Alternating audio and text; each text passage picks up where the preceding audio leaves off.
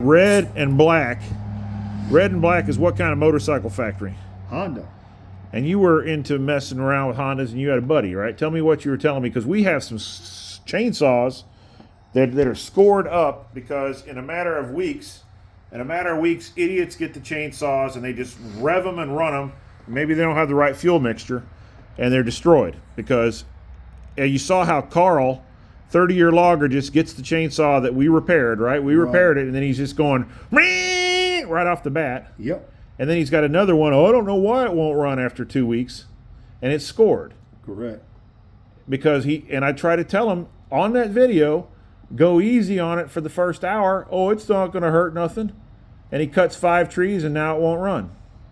So anyway, what did you learn from these engineers? Well, I've been around motocross racing my whole life.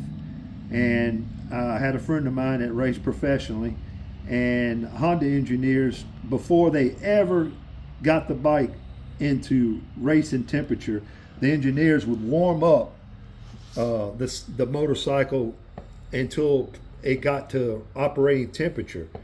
It's a 2-stroke engine.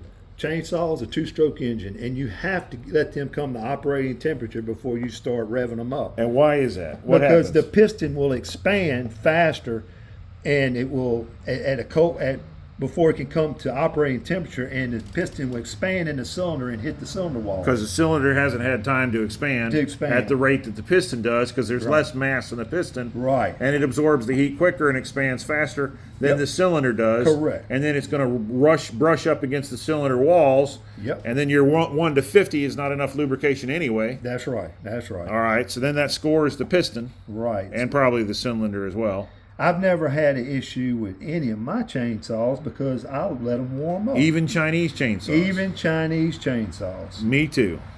So it's an operator failure on these failures on these saws. It has nothing to do with the chainsaw. I'm going to modify my whole freaking structure with the guarantee. It's going to be a guarantee unless you melt the damn cylinder and piston, unless you do some nonsense. And to get the guarantee, they're going to have to send in a break-in video of cutting some branches in 1 to 32 or something. This controversy on this oil, I know you're a 1 to 40 fan, but you don't mill and you don't use big saws. No. See, I mill and use big saws. Right, you need the thick more. And you saw an 880 that was melted because of 50 to 1. 50 to 1 with a 60-inch bar and oak. Sure did. And running 30 feet of oak.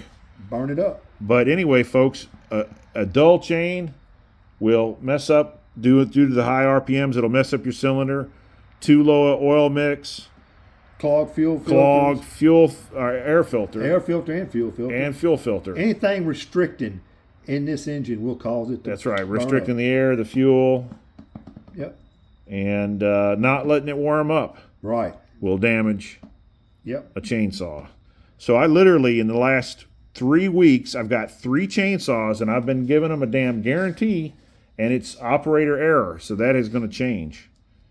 That's totally going to change. Well, the one that happened within a week that I told him it's going to cost him on the rebuild, but I made a mistake on another one, and then I just switched out a chainsaw on the side of the road as well, not having any time to diagnose why it wasn't firing.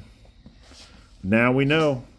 So it's all a learning experience in life. Yeah, it's a hard one, but it's a learning experience. Yep. All right. Like, subscribe, share, thumbs up. Take care.